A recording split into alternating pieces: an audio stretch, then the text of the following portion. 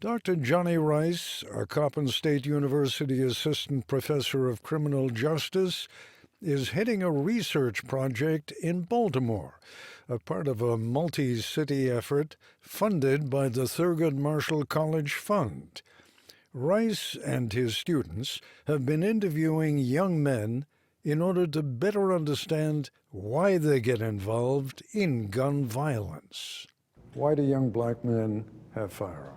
The theme that's emerging is one of protection, and I think that for many of our young men, particularly based on our initial data, they were exposed to firearms at a very young age, and that exposure, I would say, has also contributed to their possession.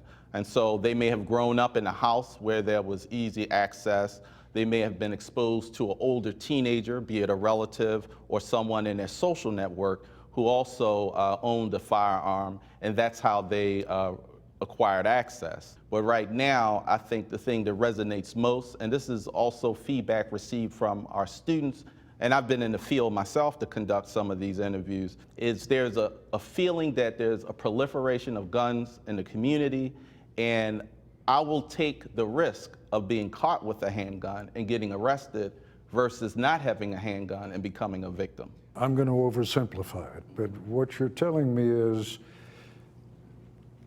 young men are telling your researchers, the reason I have a gun is because everybody else has a gun.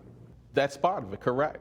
And they also are telling our researchers that if they don't have that firearm, they're at risk for victimization themselves, and that's a chance that they are not willing to take. Victimization meaning what? To be robbed, to be assaulted by another youth or another member of the community. One of the things that we know in Baltimore City is that crime and violence are intraracial in nature.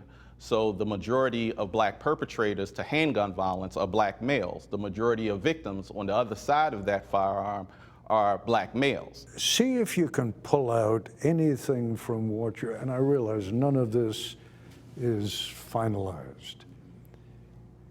Tell me something surprising.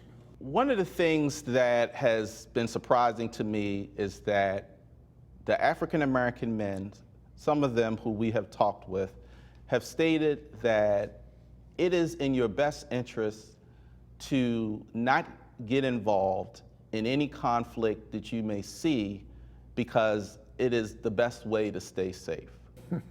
We had some young men that stated that when I was very, very young, I saw a crime happen in front of me and I wasn't aware of what was happening. As I got older, I was taught that you ignore those violent acts, particularly if someone has a firearm and is committing a crime. Are you beginning to see some kind of an answer for how we reduce the number of weapons in the community? One of the questions we ask our young men, and again, I want to be clear, it's not just in Baltimore. This is a multi-city study, right, supported through Thurgood Marshall Foundation, as well as the National Collaborative on Gun Violence Research. Each of those cities, Baltimore included, are really focused on trying to not only ask individuals, we don't just ask them about possession, but we ask them about how to solve the challenges associated with violence.